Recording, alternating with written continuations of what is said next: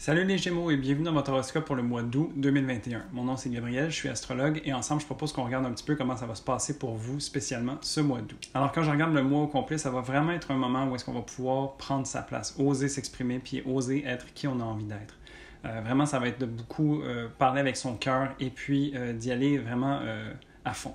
Éventuellement, dans le mois, ça va quand même switcher où est-ce qu'on va commencer à sortir un petit peu des énergies du cœur et plus aller dans les énergies de la tête. Donc, ça va être de prendre un peu un moment d'introspection puis d'intégration d'un peu de tout ce qu'on va avoir généré avec cette énergie fougueuse du lion.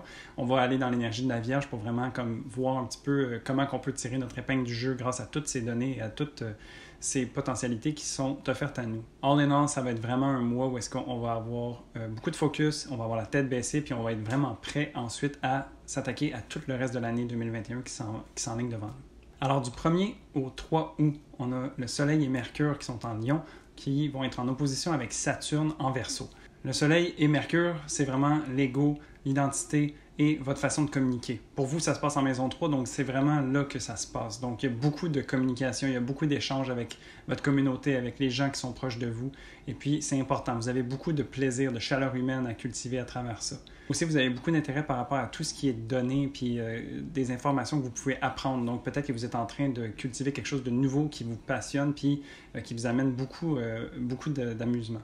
L'opposition va être vécue comme un challenge d'une certaine manière, et pour vous, le challenge, c'est Saturne qui le représente. Et donc, Saturne qui est en maison 9 vient mettre les freins un petit peu à tout cet engouement, cette curiosité qui vous anime dans votre maison 3.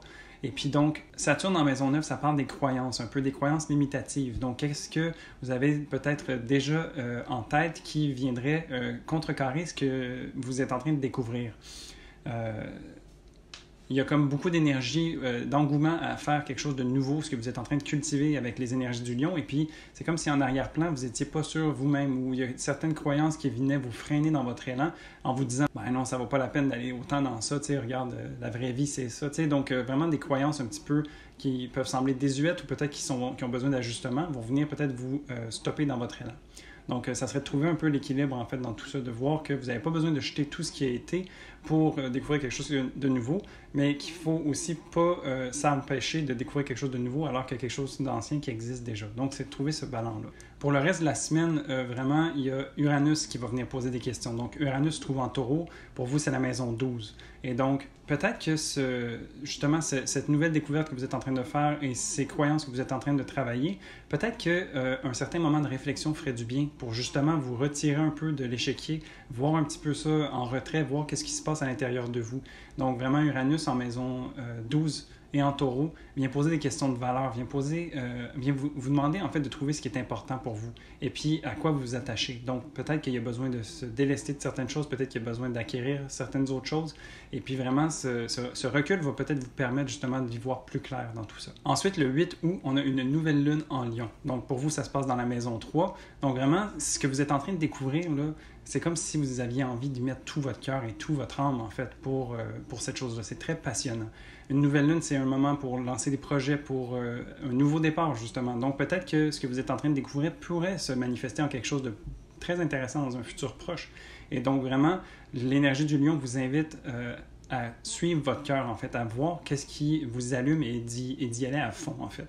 Et puis, d'oser croire que c'est possible. Ensuite, du 10 au 11 août, Mercure, planète de communication, est en Lion et va être en opposition à Jupiter en Verseau. Donc ici, c'est vraiment le cri du cœur. Mercure en Lion a envie de rugir et puis Jupiter vient alimenter ce feu-là. Et donc, c'est comme si on avait envie de s'exprimer plus fort que jamais, en fait. Donc, vraiment, ce qui est en train de se dessiner pour vous, de nouveau, peut-être que ça se passe aussi dans votre communauté ou quelque chose comme ça, c'est important, puis ça laisse sa place. Donc, c'est vraiment, votre cœur vous dit d'aller par là, et puis, ben, Jupiter vous y encourage, en fait, parce qu'il y a quelque chose à apprendre de nouveau ici. Oui, je parlais qu'il y avait justement un dilemme peut-être entre le nouveau et l'ancien, mais ici, Jupiter est optimiste et a peut-être envie de voir qu'est-ce que justement peut être nouveau et pourrait justement venir s'ajouter à ce qui est plus ancien et peut-être créer quelque chose d'encore plus merveilleux avec tout ça. Donc, il y a vraiment comme ce bel amalgame qui est possible ici. Ensuite, du 18 au 19 août, Mercure va avoir terminé son chemin dans le Lion et va venir dans le signe de la Vierge. Donc, va être beaucoup plus analytique et va être beaucoup plus tourné vers l'intérieur. Ensuite, il va venir rejoindre Mars, une planète d'action qui est aussi en Vierge. Et donc, vraiment, ça va être des actions posées qui sont concrètes, solides, calculée et méticuleuse. Donc ici, on a eu le cri du cœur il y a quelques temps, et puis là, c'est comme si, après avoir vécu toute cette engouement et ces émois-là, on prend un pas de recul pour venir voir à l'intérieur qu'est-ce que ça fait, pour venir s'assurer qu'on est capable de trouver ce qui a besoin d'être ajusté, ce qui a besoin d'être amélioré, afin de devenir encore meilleur. Pour vous, ça se passe en maison 4. Donc, la maison 4, ce que ça représente, c'est la famille, le foyer, les choses qui sont proches de vous, votre cocon intérieur. T'sais. Alors, peut-être que pour vous, ça va se manifester que ça va être un repli à la maison aussi. T'sais, je parlais de repli plus tôt.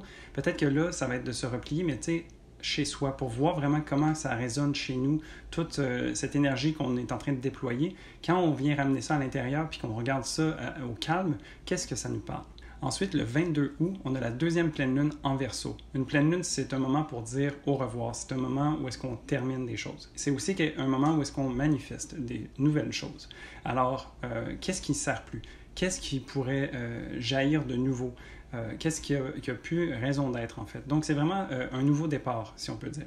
Pour vous, ça se passe dans la maison 9, ça. Et donc, peut-être que, justement, ce que je parlais par rapport à quelque chose qui n'a plus besoin d'être, peut-être que c'est ces croyances qui peuvent être limitatives ou ces croyances qui n'ont plus raison d'être. Après toute l'évolution que vous avez vécue, mais peut-être que là, vous êtes prête à dire « C'est bon, j'ai fini de faire ce travail-là. Maintenant, j'ai quelque chose de nouveau que je veux remplacer qui va devenir des fondations sur lesquelles je vais pouvoir me baser. » Ça va être des nouvelles croyances, une nouvelle spiritualité peut-être, une nouvelle philosophie de vie. T'sais. Il y a vraiment quelque chose de nouveau qui s'installe pour vous ici. Et puis pour finir le mois du 22 au 24 août, on a Vénus en balance qui vient faire un trigone avec Saturne en Verseau.